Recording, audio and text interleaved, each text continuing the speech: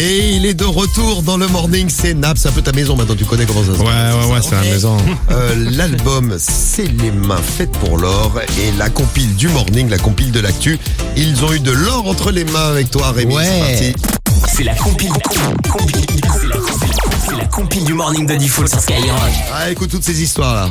Ok. Numéro 3. La place numéro 3. La direction la Bretagne, nous allons à Vannes et un homme de 27 ans qui sur un site commande un maillot de bain pour sa femme. Sauf que le livreur est arrivé et là ce colis était plein de surprises avec des louis d'or et des lingots. Oh.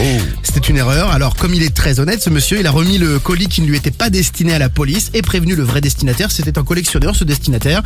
Et donc après avoir découvert l'histoire dans les médias, la société qui avait fait expédier le colis a décidé de le récompenser pour son honnêteté, comme quoi ça paye. Et il s'est donc vu offrir un petit lingot d'or de 20 grammes, mais tout de même d'une valeur de 700 €. Hein. Ah ouais, quand même, bien. C'est pas mal, hein. C'est pas mal. 700 € le cadeau. Oui, j'aime bien comme cadeau. Moi aussi. Franchement, bravo. C'est un ouf, jamais je le dis moi. Ah, toi, tu le gardes. toi. Jamais je le rends. Bon, petite histoire qui s'est déroulée. Bah tiens, les plombiers qui nous écoutaient, vous allez rêver ce matin. Numéro 2. Petite histoire qui s'est déroulée au Canada.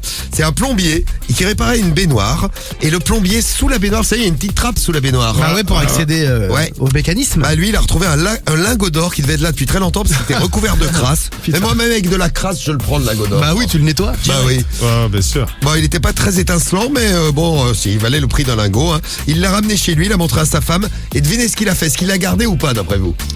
Ouais, oui. J'espère pour lui. Ouais. Eh ben non, par honnêteté, elle lui a conseillé de le rendre. Ce qu'il a fait, les propriétaires ont indiqué qu'ils ignoraient qu'il y avait un lingot à cet endroit. Oh le con. Mais qu'ils étaient ravis de cette découverte à plus de 30 000 €. Eh bah. Et ils ont tout gardé pour eux, les Ils salauds. ont dit merci. Ah, ils ont tout gardé pour eux. Et merci. Ils l'ont dit. hein. Et merci. Et merci. Ah ouais, là, c'est pas MRC, non. Merci là. Bon, les plombiers, regardez bien sous les baignoires, dans les trappes.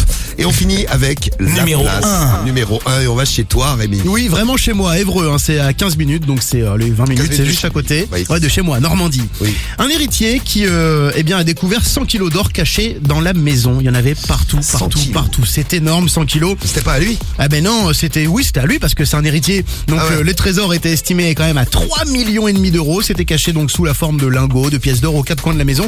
Il y avait dans des récipients, dissimulés un petit peu partout, sous un meuble, dans une boîte en fer, dans l'emballage d'une bouteille de Sky. Bon bref, 7 lingots d'1 kilo, 2 barres d'or pur de 12 kilos et 5000 pièces d'or. Après enquête, c'est de l'or qui avait été acheté légalement dans les années 50 par les gens dont il a hérité, ses grands-parents, ses parents.